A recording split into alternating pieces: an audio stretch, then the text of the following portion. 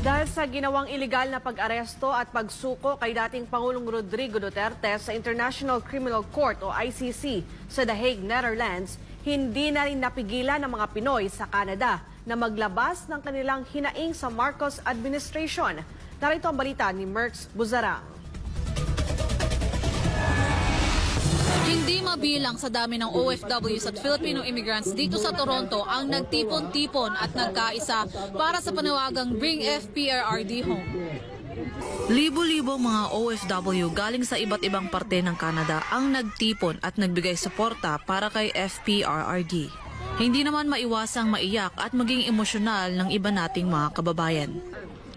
Ang masasabi ko po sa administrasyong ito, hindi po kayo fair. It's so unfair na ginawa niyo ito sa isang tao na halos ipagtanggol ang bayan natin. Halos ibigay niya ang buong buhay niya. Sa loob ng 6 na taon, ano ang ginawa niya? Lahat ng mabuti para sa lahat ng taong mamamayan, para sa lahat ng Pilipino.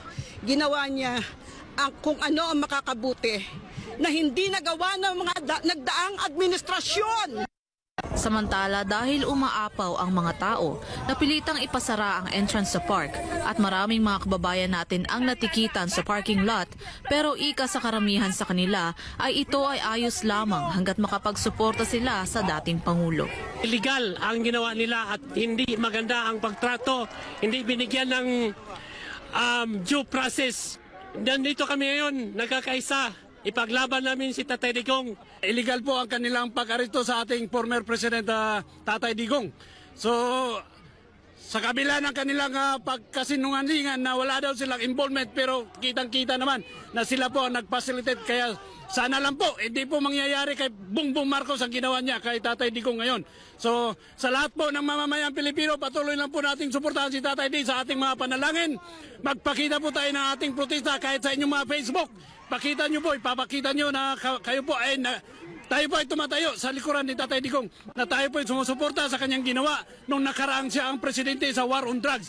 Kasi po nakita mo natin ang magandang resulta nito. Naging tahimik at ligtas po ang ating mga kababayan. Alam nyo, ilang araw akong hindi kompleto ang tulog sa kaisip dahil lang binoto natin yan eh. Marami siyang ginawa at ang pagbabago na ginawa niya sa Pilipinas ay napakaganda. At para tratuhin siya ng ganyan ay hindi karapat-dapat. So this is a total blatant violation and a political prosecution. Meron ring mga kababayan ang nagpakita ng kanilang suporta kay Pastor Apollo C. Quiboloy. At sa kabila ng masamang panahon, hindi ito naging hadlang para sa ating mga kababayang Filipino na ipakita sa mundo ang suporta ng mga OFW dito sa Canada para kay Pangulong Duterte.